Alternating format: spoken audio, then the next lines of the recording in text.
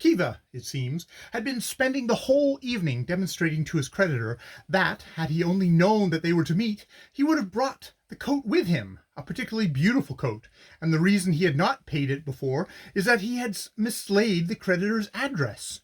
The creditor says he has called repeatedly at Kiva's village, that notorious Mafetta, and Kiva has never been at home, and, moreover, that Kiva's wife, one of them, stole a yellow dog of great value from the creditor's canoe.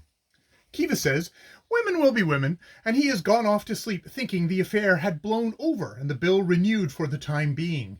The creditor had not gone to sleep, but sat up thinking the affair over and remembering many cases, all cited in full, of how Kiva had failed to meet his debts.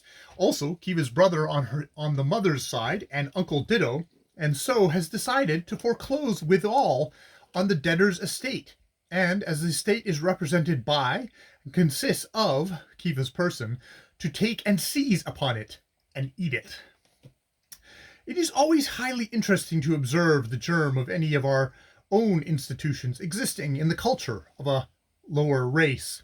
Nevertheless, it is trying to be hauled out of one's sleep in the middle of the night and plunged into this study. Evidently, this was a trace of an early form of the bankruptcy court, the court which clears a man of his debt, being here represented by the knife and the cooking pot. The whitewashing, as I believe it is termed with us, also shows, only it is not the debtor who is whitewashed, but the creditor doing themselves over with white clay to celebrate the removal of their enemy from his sphere of meretricious activity.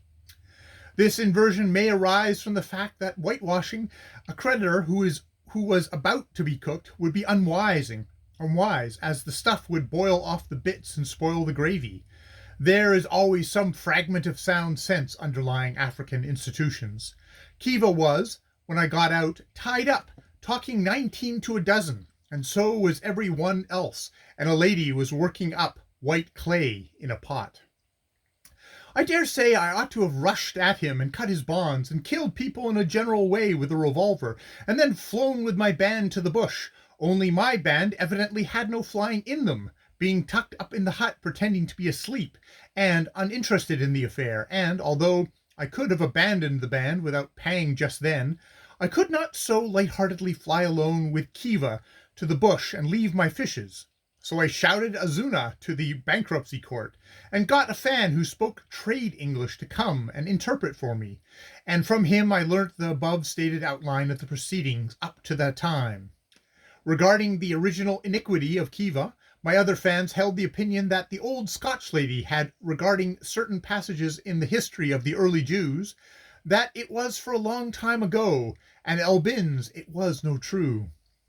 Fortunately for the reader, it is impossible for me to give in full detail the proceedings of the court.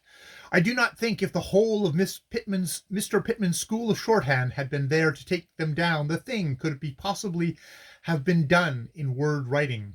If the late Richard Wagner, however, had been present, he could have scored the performance for a full orchestra, and with all its weird grunts and roars and pistol-like finger clicks, and its elongated words and thigh slaps, it would have been a masterpiece. I got my friend the chief on my side, but he explained he had no jurisdiction, as neither of the men belonged to his town, and I explained to him that as the proceedings were taking place in his town, he had a right of jurisdiction ipso facto.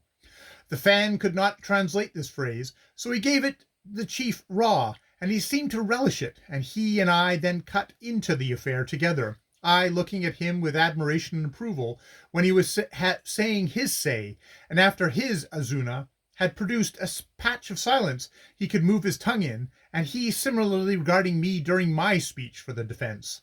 We neither, I expect, understood each other, and we had trouble with our client, who would keep pleading, "Not guilty," which was absurd. Anyhow, we produced our effect, my success arising from my concluding my speech with the announcement that I would give the creditor a book on Hatton Cookson for the coat, and I would deduct it from Kiva's pay. "But," said the court, "we look your mouth, and it be sweet mouth, but with Hatton and Cookson we can have no trade." This was a blow to me. Hatton and Cookson was my big juju, and it was to their sub-factory on the Rebembwe that I was bound. On inquiry, I elicited another cheerful little fact which they could not deal with Hatson and Cookson because there was a blood war on the path that way.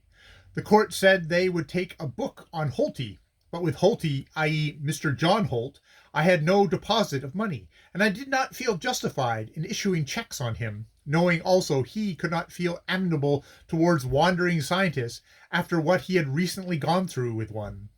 Not that I doubt for 1 minute that his representatives would have honored my book, but for the generosity and helpfulness of the West African traders is unbound and long-suffering. But I did not like to encroach upon it, all the more so from a feeling that I might never get through to refund the money. So at last I paid the equivalent value of the coat out of my own trade stuff, and the affair was regarded by all parties as satisfactorily closed by the time the grey dawn was coming up over the forest wall. I went in again and slept in snatches until I got my tea about 7, and then turned out to hurry my band out of Agaija.